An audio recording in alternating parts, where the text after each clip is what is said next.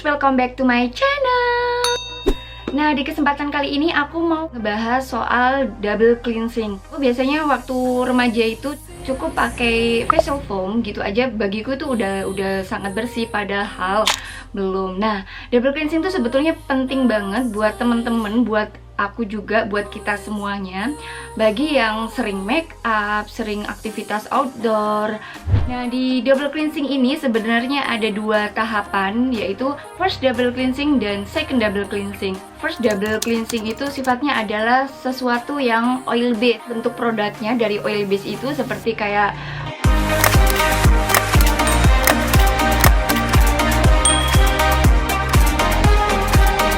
tujuannya dari oil base adalah untuk melarutkan jenis make up atau kotoran yang berat, karena nggak semua make up yang kita pakai itu bisa kita hapus dengan facial foam. Next, second cleanser itu apa sih? Second cleanser itu kata lainnya adalah water based. Second cleanser itu biasanya untuk membersihkan sisa dari make up setelah kita pakai first cleanser itu tadi, yaitu dengan cara mencuci muka dan dibasuh dengan air. Nah, selain itu, double cleanser juga hanya cuma membersihkan area kulit muka kita aja. Jadi dia juga ada banyak manfaatnya. Untuk first cleanser ini, aku saranin teman-teman harus cari tahu kira-kira kebutuhan produknya tuh yang seperti apa. Jadi teman-teman harus benar-benar cari produk yang memang itu sesuai dengan kondisi kulitnya teman-teman gitu. Jadi kalau yang cleansing balm itu biasanya efeknya lebih melembabkan. Kalau misalkan yang oil cleanser itu biasanya ada sebagian produk itu yang efeknya itu kayak kering gitu, di akhir pemakaian itu kayak kering ketarik gitu. Untuk first cleansingnya juga aku saranin kalau misalkan teman-teman di sini mungkin kalian yang masih remaja yang jarang make up, harus tetap double cleansing. Kita make up apa nggak make up itu sama butuhnya double cleansing, cuman mungkin kayak penggunaan produknya itu yang berbeda gitu. Nah, ini aku punya beberapa contoh produk untuk first cleansingnya. Itu yang pertama ada cleansing balm. Cleansing balm ini biasanya cara pemakaiannya itu tinggal dipakai aja. Jadi bentuknya, ini aku jelasin juga biar teman-teman juga tahu. Untuk cleansing balm ini aku ada Pond's, dari Pond's. Jadi dalamnya itu kayak gini. Kayak apa sih teksturnya, kayak balsam. Teman-teman tahu nggak yang kayak balsam gitu?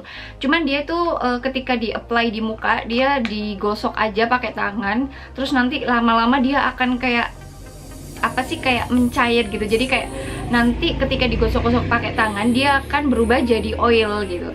Nah, di sini sebetulnya ada yang orang itu kalau pakai cleansing balm langsung nggak usah pakai kapas, dicuci aja. Kalau aku pribadi biasanya aku pakai cleansing balm itu nanti aku pasti pakai kapas lagi, aku hapus. Setelah itu aku baru masuk ke step second cleanser, itu untuk membersihkannya pakai facial foam. Terus untuk yang kedua ini ada dari Senka, ini adalah oil cleanser, di pump gitu aja, terus kita ratakan ke seluruh muka. Biasanya nggak usah pakai kapas, langsung dicuci pakai facial foam, itu udah oke.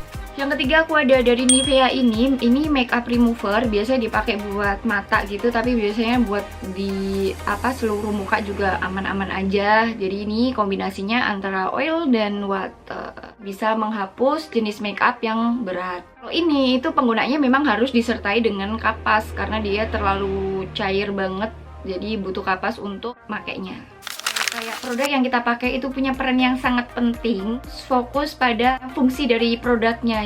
Ketika kondisi kulit kita bersih, terus kayak pori-pori juga nggak kesumbat, itu akan sangat membantu proses penyerapan si skincare ini. Percuma ya kalau misalkan kita udah mahal-mahal beli skincare, terus pas kita pakai ternyata nggak ngefek. Nah, nggak ngefek itu ada kemungkinan bisa jadi kita kayak kurang aware nih sama kulit muka kita atau kebersihan muka kita. Jadi masih ada sumbatan di muka kita, akhirnya skincare-nya nggak bisa keserap secara optimal, akhirnya nggak ada efek apapun yang kita rasain gitu kan, sayang.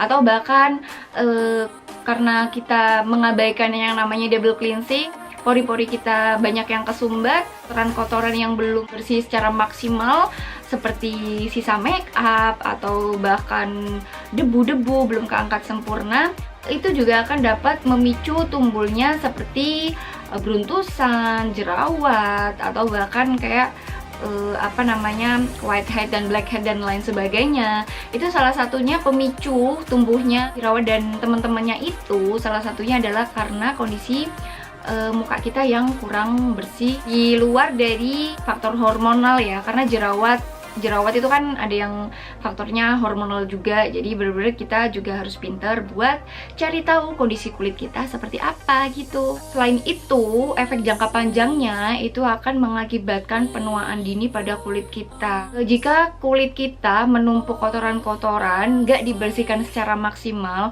itu akan merusak produksi kolagen, sehingga kulit kita kekurangan kolagen, akhirnya timbullah keriput-keriput kecil karena kulit kita kering gitu. Jadi sebetulnya untuk jangka panjangnya seperti itu. Jadi yuk sama-sama kita mulai dari sekarang untuk double cleansing, lebih aware lagi ke kulit muka kita daripada nanti kita kerepotan untuk beli produk yang lebih mahal.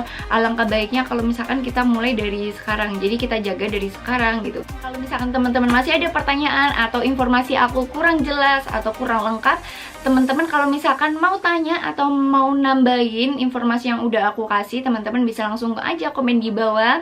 Pastikan teman-teman subscribe channel YouTube ini agar bisa lebih berkembang lagi dan bisa kasih konten-konten yang lebih kreatif tentunya.